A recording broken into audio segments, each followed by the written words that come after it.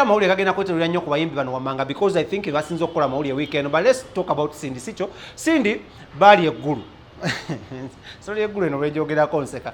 Abayimbi abakubibwa kibooka eggulu abasinga tebaali bayimbi. Obadde okimanyi Lawrence, most of these guys were masquerading. Ngomanyi tugenda kukola story nosanga abantu nga bayita ba journalist but they are really not journalists. Nobaleka so baba kuba emiggo situgwa ku Cindy ng'omukulembeze wa umma yagamba omanyi waliwo abantu abamu bazaala ng'embwa zabawunya mu bigere. Nagamba bano abantu abamu abe masquerading okuba abayimbi embwa zabawunya mu bigere. Nagamba kati how could you get into a bus not kama mitwalo gyammwe 10 and travel to Gulu nga tewali n'omu akuyise?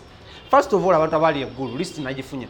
Kwaliko Cindy Sanyu, Cinderella Sanyu, kwaliko Ragadi, kwaliko Emma Carlos, kwaliko Barambi Alugahara, kwaliko Fina Masanyalaze, kwaliko and the likes family and ngaye manyinga akakukulu ka click ka wako. So these guys embwa zebawunya ezawunya mbigere, they got on a bus and headed to Gulu okola Jerusalem Saleh. Kyebasinga ofuna ekinene gyali miggo. So Cindy atukakasa nagamba ye bagamba suula omuggo oyo nono muki omwana. Yagambye actually babakuba katono. Bali balina bakuba ennyo n'okusukkawo because bano abaana tebayigirizibwa waka. Oshegede tebabayigiriza mpisa. Kati kankutuseko Cindy ng'akubulya why, where and when, what went wrong.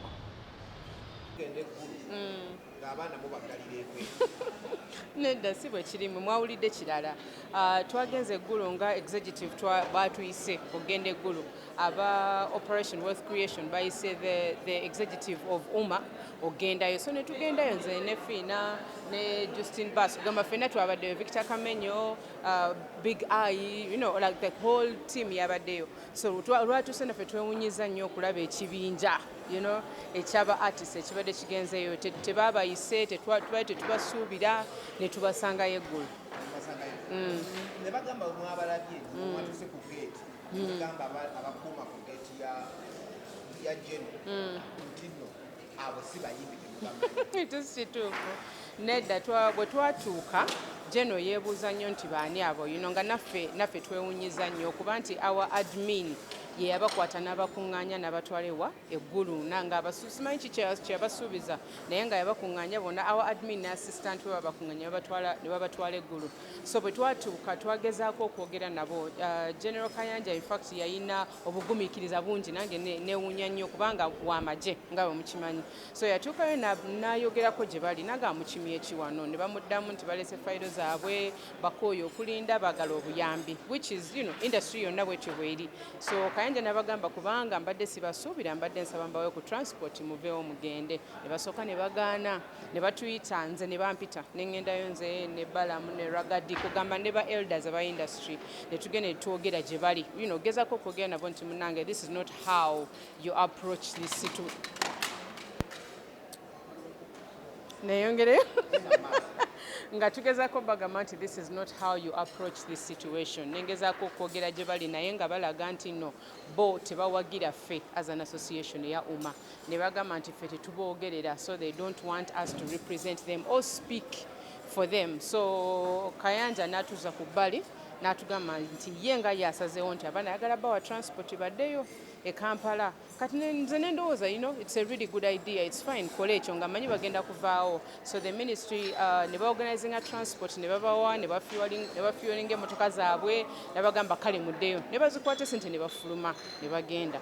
So naffe tukola meeting neggwa ne tuvaayo. Aye twagenza okuwulira nti basigaddewa basigadde Gulu beeyongedde balumbye barracks, balumbye army barracks ne bavaayo ne balumba army barracks ogwokubiri. So obviously by the time they had to use force bambi they had tried naye ndoza batuuse nga bambi nekibalemerera ne basalawo okukozesa force okugyawo abayimbi eggundi embooko ne zinyooka kituufu. Kati nedda nze sitambula na magye sisobola kubuulira magye kikyakola. I'm not that big. Kituufu nzikiriza nti ndi artist omunene naye nga situuse point nti I can order the army to beat up artists. Nedda by the time bwebakubiranga ffenna tukomyewo kubanga emigo gyanyooka the day after we had left. So ndi mulamu nze ono Ndi mulamu nkyatunula nkyakola nkyali president wa UMA. In fact we have the swearing in ceremony nga 5 April, so ffe UMA tukyatambula. Mmanyi nti wali abafiiringa engeri gye bafiiringa, wali abatakyagala naye nga nze sifaayo. So I'm still going to run and I'm still president. Doing appointment endala ne Operation Wealth Creation, and we are supposed to go back. At the moment kubanga ekyabaddewo appointment yaffe teri oba nkugambye nti eri indefinite, tebagitaddeko lunaku because tebaagala ekintu kyekimu kiddemu okubeerawo. But originally we had an appointment on Friday, but right now tebanaatubulira date yennyini kuba they had to move it kuba abaana bakyali Gulu abamu nga bakyalemeddeko. Administrator Walter mugenda mukolera kikwalabika ya mwenga kakikomera kulya kyali tugenda mukubira. I mean, we're going to try to talk to him. Omanyi right now ayina bingi nnyo byali okola ki okwasaganya kuba ajjukira abaana babakubye abamu balwadde bakyali mu ddwaliro kugamba akyalina bingi nnyo ebyokukwasaganya. Kati ffe nga UMA tumulinza akwasaganya abantu be bw'amaliriza ng'ajja nga tukola ki nga twogere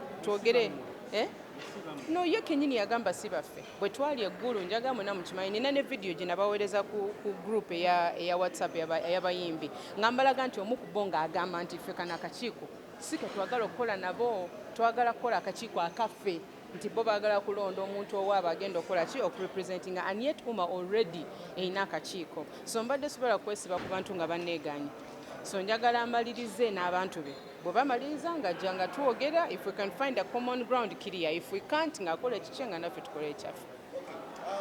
bana bayimbi mwakalimufairo babalwegesa ku anda UMA oba abamu nedda tebali mu UMA. In fact abasinga namba ennene tebali mu UMA, then some of them are registered under UMA abagenze. So kiri unfortunate, sinti nze nkisanyukiddemu nti babakubye. No, it's really unfortunate naye kibadde out of our hands nga UMA nga tetulina bwe tusobola okubayamba.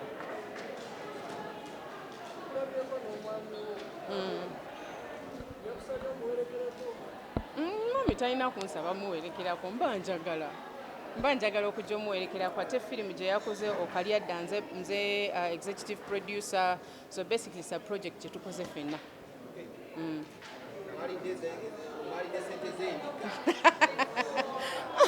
Nedda mukimanyi nti nakola ku ssente, so when I made money nensalawo nti since music is not working, I got into working with movies and I'm working with him, so I'm the executive producer for Okalyadda and he's the director for photography. Twakoze kasiri kakabits running on Top TV right now.